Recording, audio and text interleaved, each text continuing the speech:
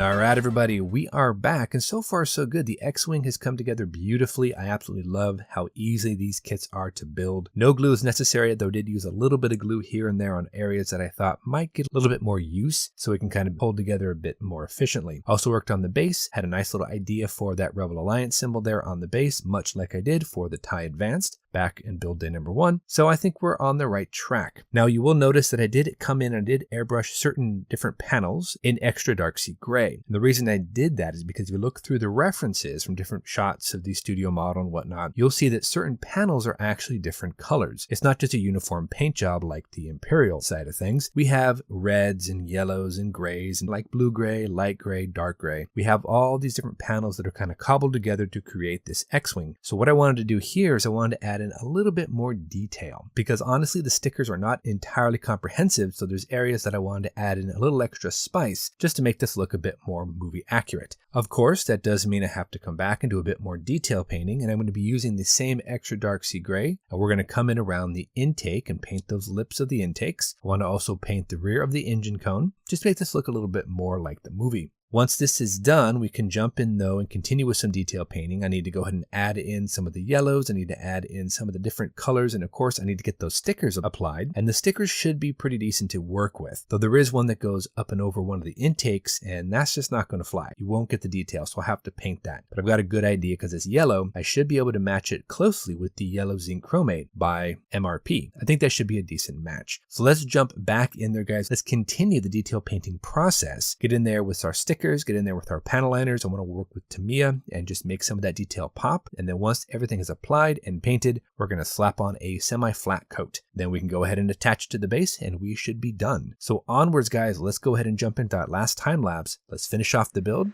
Let's see how we do.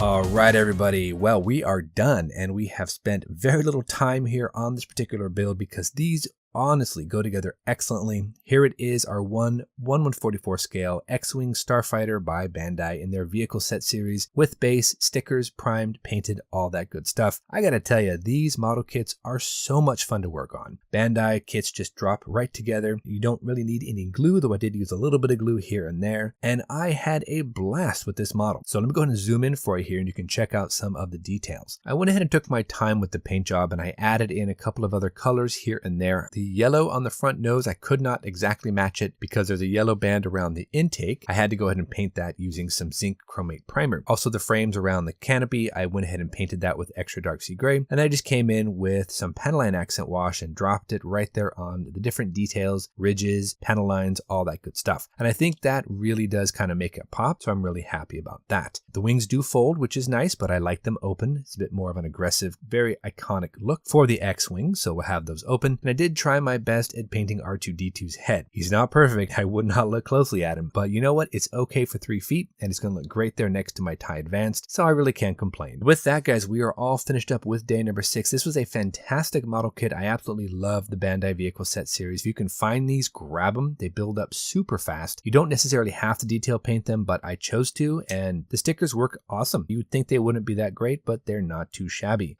So aside from that, guys, we're going to go ahead and call it quits. We're going to move over to day number 7, but I'm actually going to go ahead and move day 7 from this Wednesday to this Friday, just because I've been building nonstop for 2 weeks and I really kind of need a little bit of a break. So we're going to go ahead and move 7 from Wednesday to Friday. We'll pick it up from there and we'll carry on. So until our next episode, guys, thank you so much for watching. You guys know the drill. Go out there, get yourself some bench time, have some fun, build something cool. Hope you guys are having a great holiday season so far. We are coming down to the wire here, and we will see you back here on the next episode.